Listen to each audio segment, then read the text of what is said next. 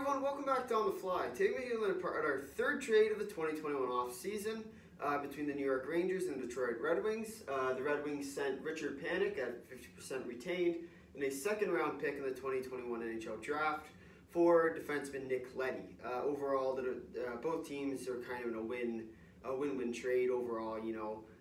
Detroit got their top four veteran defense that they were looking for, and the Islanders didn't lose Leddy to the Kraken for nothing.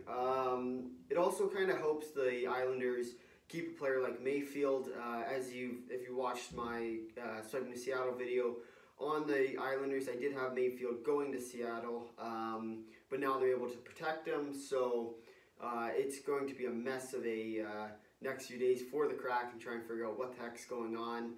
I believe that in general, the Kraken probably would have taken Leddy. I think that's why they got rid of him. I'm not sure Mayfield would have been the pick. Thomas Hickey will most likely replace Leddy in terms of the Islanders' defense core. Obviously not playing that much last year. I think he'll be the most logical replacement. And then Richard Panik will sort of fit in on that fourth line, third line kind of player. And with the 50% retained salary, instead of the $2.75 million, which is what he's getting paid now, he'll be about $1.375. So really a good trade for both teams. They got what they were looking for.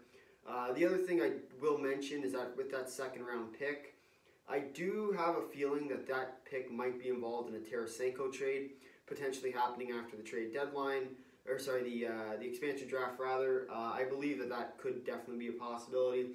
And the Islanders are currently my prediction for where Tarasenko will land. So I believe that second round pick will be involved most likely before the NHL draft happens. I'm not sure they'll use the pick. I don't know if they'll trade, their own pick, but overall I think that second round pick will be of note.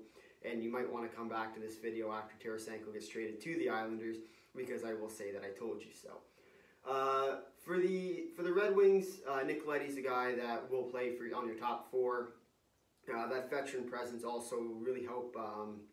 As of now, the Red Wings are really lacking in terms of their leadership qualities. So I think a player like Leddy would really benefit them. Obviously, they've lost some of their big leadership guys, Zetterberg of note, over the last few years. But overall, I think it is a good trade for both teams. They kind of got what they were looking for. Most people say the Islanders won the trade. Some people say Detroit, which is basically when you know it is a good trade for both teams. They both got what they were looking for, and because of that, I think it's a good trade for both teams. In terms of player grades, I think it will be a B+ for the Islanders and a B+ for the Red Wings.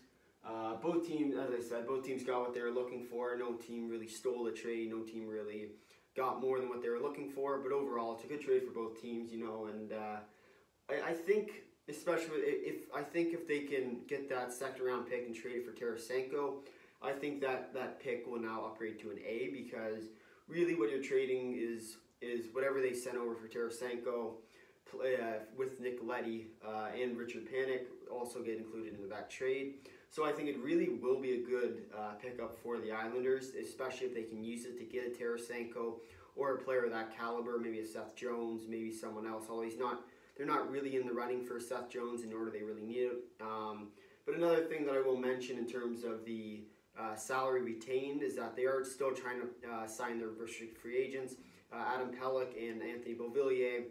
To note, I think those two players, which is really the reason why they're making this trade in the first place. Not as much to lose Leddy to the expansion draft, but also to try and re-sign some of those players. The Islanders are terribly in a cap crunch right now, but when you can shed $4 million, $5 million off a player and get something back for him, like a second round pick, it's never a bad thing. And because of this, I think that it was a pretty good trade for the Islanders. And then for the Red Wings, of course, getting a veteran player, as I mentioned before. Overall, the last takeaways from this trade is both teams did well. They got what they were looking for. And maybe, just maybe, there'll be another one of these trades within the last few hours before the expansion draft gets going. If you made it this far in the video, thanks for watching. If you liked it, drop a like. If you really liked it, consider subscribing. Tell all your friends about it, and leave a comment down below on your thoughts about this trade. Until next time, see ya.